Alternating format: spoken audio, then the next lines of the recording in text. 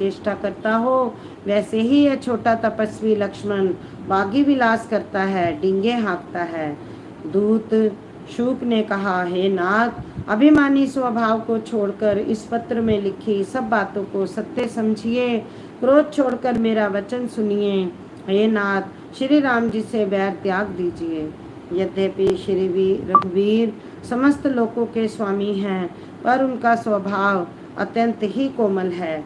मिलते ही प्रभु आप पर कृपा करेंगे और आपका एक भी अपराध में वे हृदय में नहीं रखेंगे। जानकी जी श्री रघुनाथ जी को सौंप दीजिए। हे प्रभु, इतना कहना मेरा कीजिए। जब उस दूत ने जानकी जी को देने के लिए कहा, तब दुष्ट रावण ने उसको लात मारी। वह भी विभीषण की भांति चरणों में सिर नवाकर वहीं चला जहाँ कृपा सागर श्री रघुनाथ जी थे।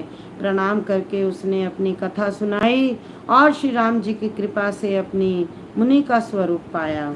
शिव जी कहते हैं, हे भवानी, वह ज्ञानी मुनि था, अगस्त ऋषि के श्राप से राक्षस हो गया था। बार बार श्री राम जी के चरणों की वंदना करके वह मुनि अपने आश्रम को चला गया।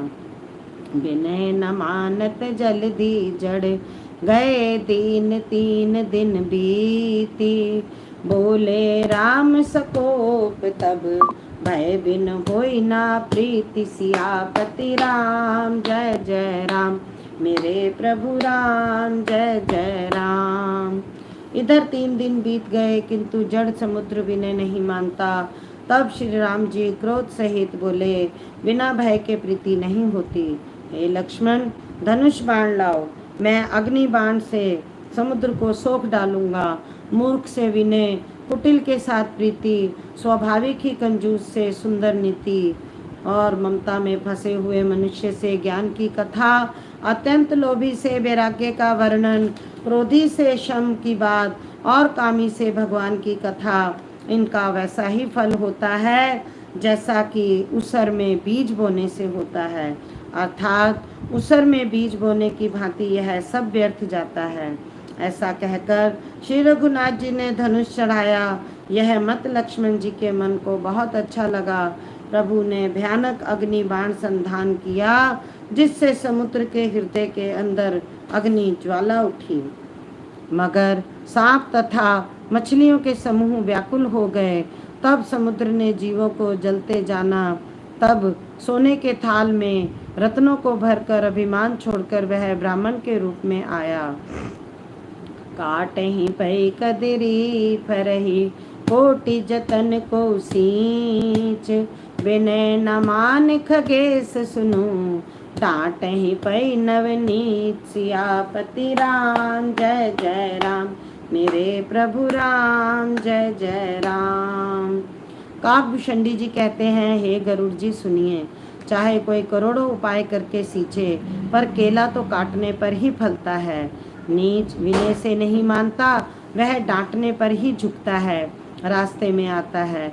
समुद्र ने भयभीत होकर प्रभु के चरण पकड़कर कहा, हे नाथ, मेरे सब अवगुण क्षमा करिए। आकाश, वायु, अग्नि, जल और पृथ्वी, इन सब की करनी स्वभाव से ही जड़ है। आपकी प्रेरणा से माया ने इन्हें सृष्टि के लिए उत्पन्न किया है। सब ग्रंथों ने यही गाया है। जिसके लिए स्वामी की जैसी आज्ञा है, वह उसी प्रकार से रहने में सुख पाता है। प्रभु ने अच्छा किया जो मुझे दंड दिया, किंतु मर्यादा जीवों का स्वभाव भी आपकी ही बनाई हुई है। ढोल, गंवार, शूद्र, पशु और स्त्री, ये सब शिक्षा के अधिकारी हैं। प्रभु के प्रताप से मैं सुख जाऊंगा और सेना पार उतर जाएगी।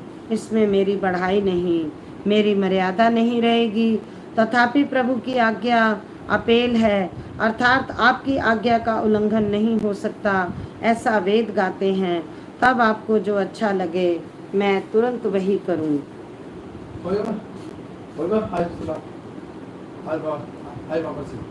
सुनत बिनत वचन अति, कह कृपाल मुस्काई।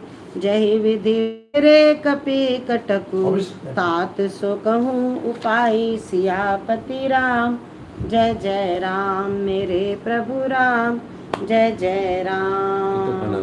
बोलो।